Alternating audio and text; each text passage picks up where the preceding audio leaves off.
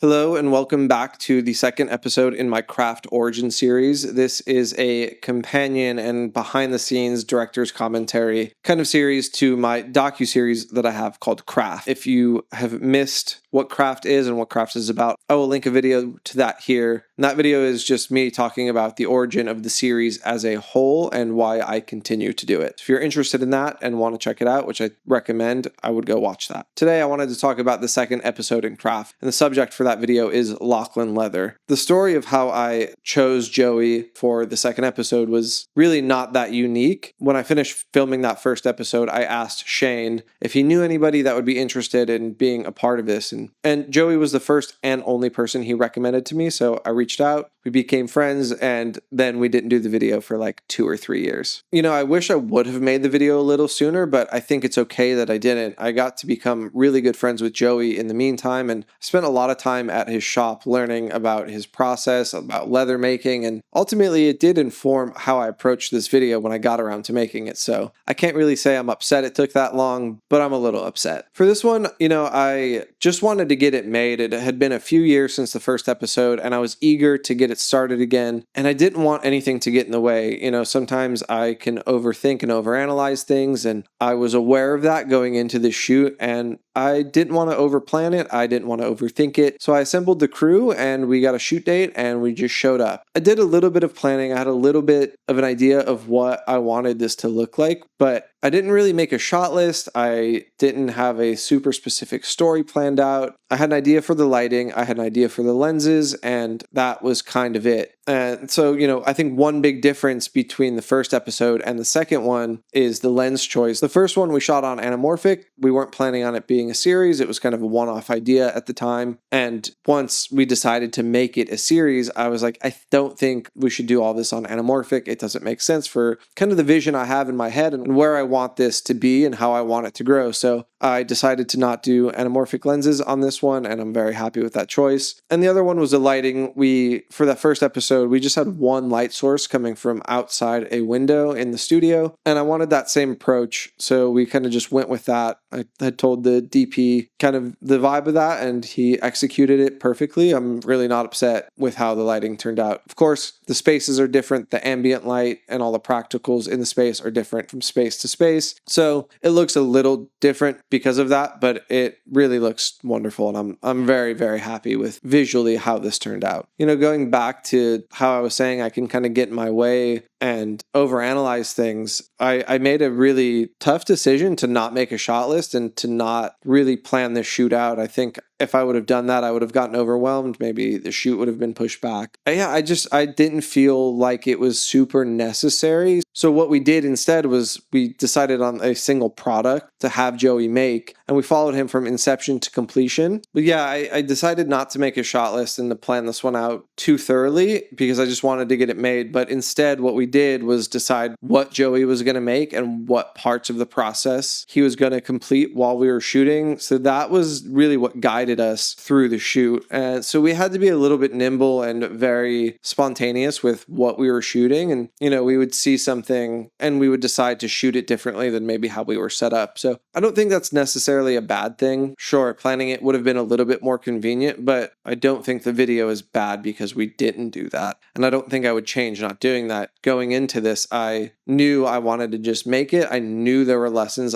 that needed to be learned. I knew I was going to make mistakes. And that was the whole point of this video, was to just start the series again and to learn some lessons. That was really the driving force behind getting back on set. Yes, I wanted a episode that would fit into the series, but I knew we were going to get that. I was really confident in that. And I was more interested in just getting it done and learning the lessons and making the mistakes. So I would say mission accomplished on that. And I'm very grateful for how it turned out. I would say the biggest downside to not having the shot list was not knowing when to call it quits. We just didn't know if what we had was enough to tell the story, if the coverage was enough. And I would say we probably overshot a little bit because of that. We just kind of kept going. And at some point I was like, okay, like there's literally like, we can't keep shooting. So yeah, that was probably the most annoying part of not having a shot list. And I'm sure people on set would have loved to have it too, but I still think the product that we made was amazing, and I still wouldn't change anything. I still would go back into this video exactly the same. So that is just kind of the negative that came along with that. I wanted this episode to be a little bit different than the last one, right? Because I didn't know that first one was going to be a series. So this one was really where I wanted to start laying some of the groundwork and some of that foundation for the series. So I did kind of exactly that. I made a different list of questions. I approached the interview a little bit differently. And I think that was, the driving force behind this. We're making a series. I want to think about this in a bigger picture, right? Like, how can I make this not too hyper specific where it feels like a completely one-off thing, but how can I make it not too vague where it like doesn't make sense? So I wrote some different questions down and kind of took a different approach in the interview process. And again, like learning these lessons, I learned a lot during that process. There are questions in there that I don't think really are necessary or fit what I'm going for. And there are questions I didn't ask that I wish I would have asked. So I get to tweak it and I get to learn, and I get to take little puzzle pieces from each shoot and add them into the next one. It all adds up. They're building blocks, right? Like the goal is for each one to be better than the last and to take whatever lessons I learn and implement them into the next one. So yeah, all in all, like it's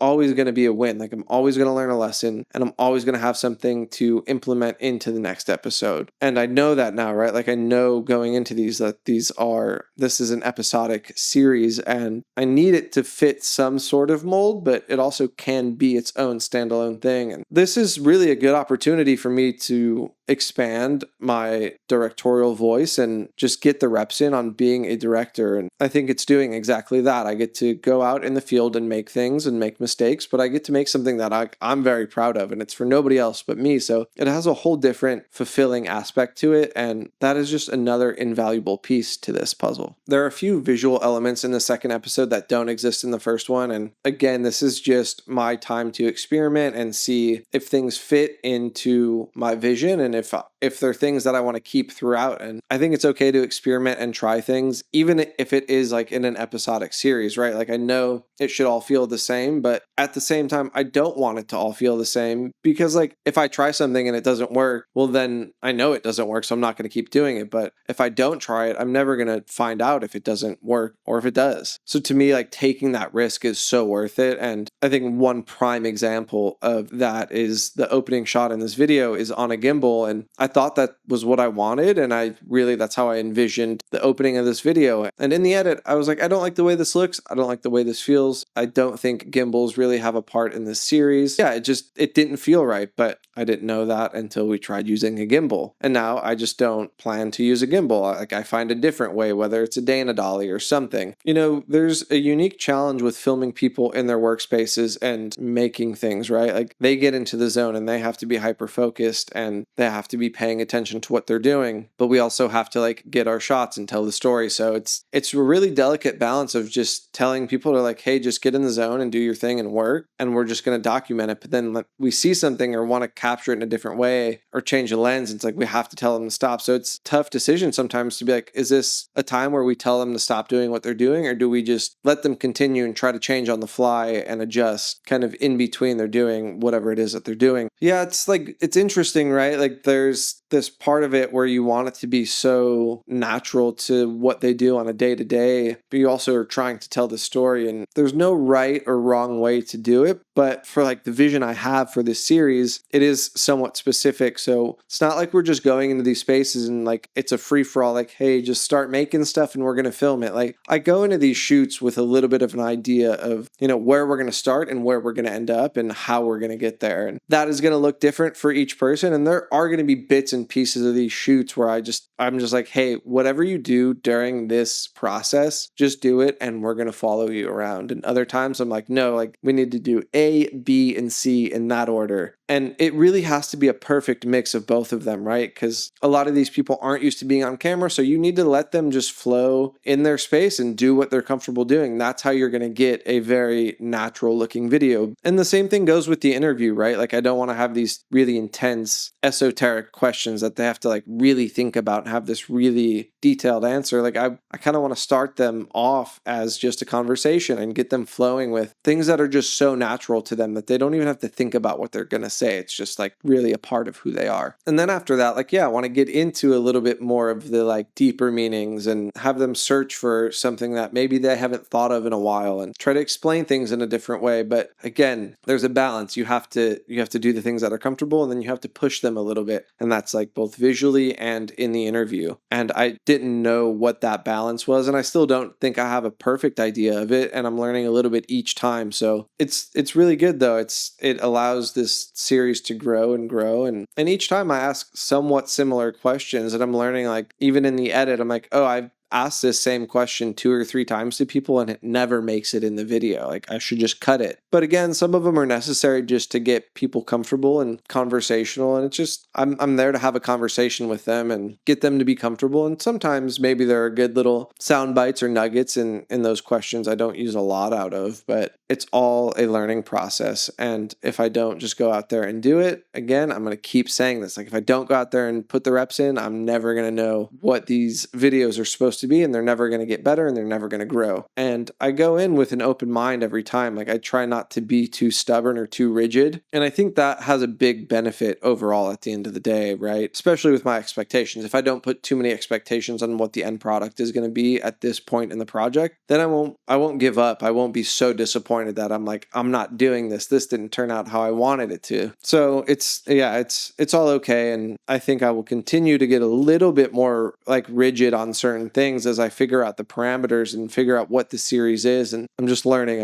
I'm putting the pieces together. This is kind of me trying to make something and maybe share some of my failures in real time and in public. It's okay. They're not going to be perfect, and I just have to be okay with that. And I'm happy to just be doing it, and I'm excited about it, and I get to really watch people make really cool things, and I get to hear really cool stories. So I'm really not that mad about it. Another thing I really loved about this episode was just getting to work with new people. It was a whole new set of people. And again, like, these different people are bringing new skill sets and new style, new taste to the set. And I'm learning so much from how they approach things and how they see things. And it's helping me see things in a different way. And I'm just shaping my eye as a director with the help of so many talented people. It's not just me on these. Like, it's a very collaborative process, and I'm very grateful for that. When people bring a new idea to set, and I'm like, oh, that's very interesting. I didn't think of it that way. And, I can bring an idea to them like, hey, I have kind of this vision. What do you think of it? And they're like, yeah, that's great, but what if we do it this way instead? I'm like, I didn't even think about that. So it's very good. Like,